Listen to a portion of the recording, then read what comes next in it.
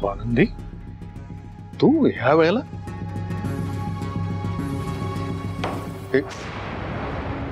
हे काय करतेस तू? दार का लावतेस तू?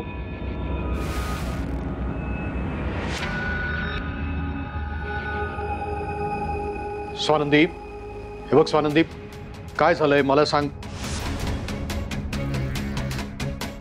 स्वानंदीप, काय काय आहे स्वानंदी? कशा करता आलीस तू इथे? हे बघ, मला सांग काय आहे ते. आपण बोलूया. हे बघ काय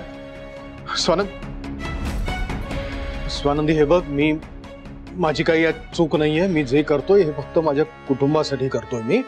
तू काय झालंय? एकदम गप. स्वानंदी, तुला काय हवंय? कशासाठी आलीस तू इथे? जाब विचारायला आलीये मी तुम्हाला. आणि सरांची जी काही अवस्था झालीये ना, ती तुमच्यामुळे झालीये. विचित्र वागतात ते. तुम्ही आणि तुमच्या घरच्यांनी मिळून त्यांना जो काही त्रास दिलाय ना, त्यामुळे त्यांची ही अवस्था झालीये.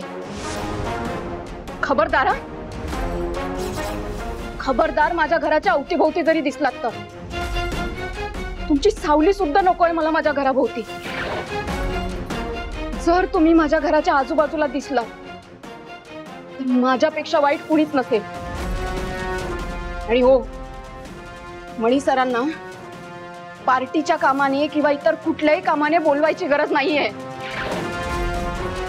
ही सगळी कारण आहेत तुमची. तुमचा खरा उद्देश मनी सरांना त्रास द्यायचा असतो,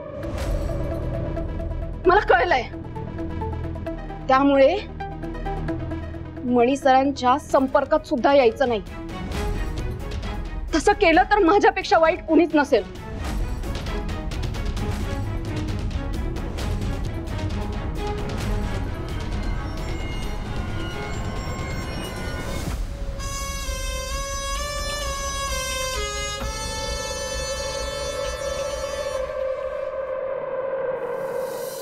स्वानंदी गेली कुठे?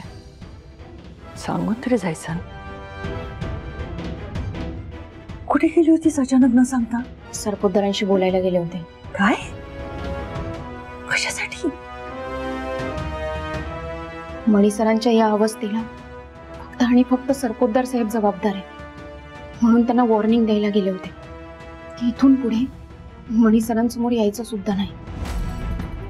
आणि मॅडम, मणी सर आणि सरपोतदार साहेब इथून पुढे एकमेकांसमोर कधीच येता कामा नये.